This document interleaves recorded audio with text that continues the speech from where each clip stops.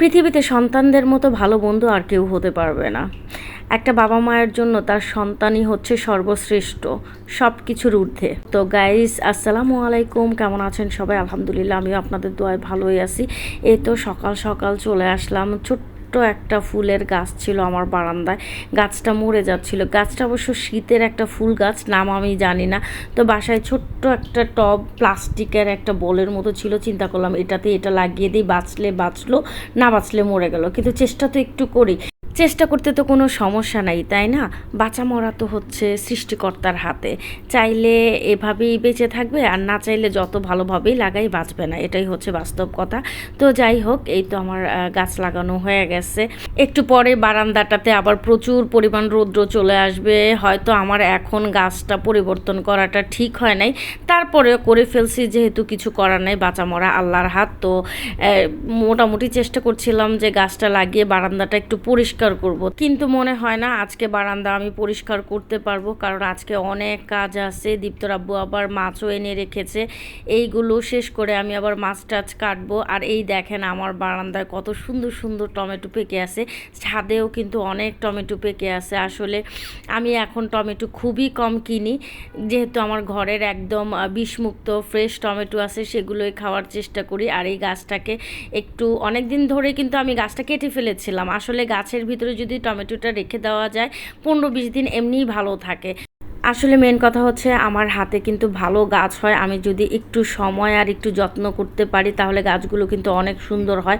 আর আমার কিন্তু সবজি কিনে খেতে হতো না যদি আমি ছাদে গাছের বাগানটাতে ভালো মতো একটু প্রপারলি সময় দিতে পারতাম।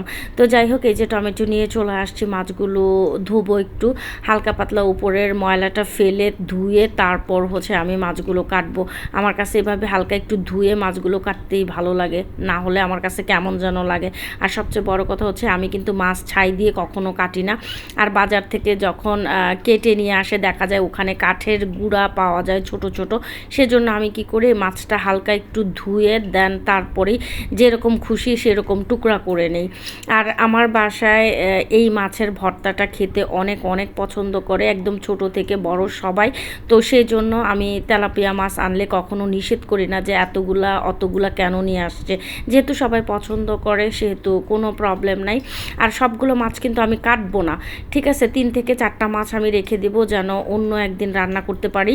আর বড় একটা মাছ আছে এখানে, সেটা রাখবো হচ্ছে অন্য একদিন ফ্রাই করে দেওয়ার জন্য। বিশেষ করে মারিয়ামটা অনেক বেশি ভাজা মাছটা পছন্দ করে, সেজন্য আমি ওই মাছটাও রেখে দিব।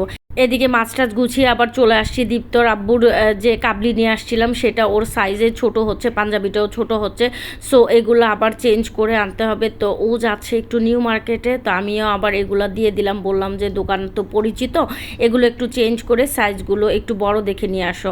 তো মেনলি কথা হচ্ছে এনেছিলাম তো আমি নিজে ওর জন্য কাপড়গুলা, কিন্তু সাইজটা আসলে আমি বুঝতে পারি নাই, কিন্তু এখন আরও বড় সাইজ লাগবে যেহেতু ওর ছোট হচ্ছে। তো ওকে দিয়ে আমি আবার রান্নাঘরে চলে আসলাম। এই তো সব কিছু গুছিয়ে টুছিয়ে নিয়েছি, মাছ আলু দিয়ে রান্না করব, চিংড়ি মাছের ভর্তা করব আর লাল শাক, এই হচ্ছে আজকের রান্না। এই পাশে আমার দীপ্ত আলুর চপ বেগুনি এগুলো সব ভেজে নিচ্ছে। আমি চাই আমার ছেলে আত্মনির্ভরশীল হোক, তাকে যেন কারো কাছে কোনো কিছু চাইতে না হয় কিংবা বলতে না হয় যে আমাকে এটা করে দাও ওটা করে দাও আমি খাবো, ঠিক আছে? যখন যেটা তার মন চাইবে সে সেটাই তৈরি করে খেয়ে নেবে।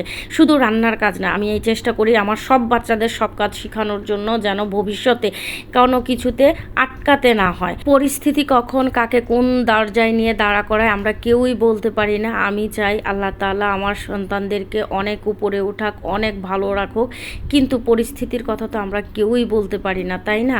কাজ জানা থাকলে পৃথিবীতে মানুষ আটকে থাকে না। তো আমি চেষ্টা করব আমার সন্তানদেরকে মানুষের মতো মানুষ করার জন্য। একজন মা হিসাবে যতটুকু পরিশ্রম আমার করা দরকার সবটুকুই করব আমার সন্তানদের জন্য। একটা মানুষ কিন্তু সব দিকে পারদর্শী হয় না, তো আমি যতটুকু জানি মা হিসাবে সম্পূর্ণটা আমার বাচ্চাদেরকে দেওয়ার চেষ্টা করব। আরেকজন ইফতারি করতেছে। কি করতেছো?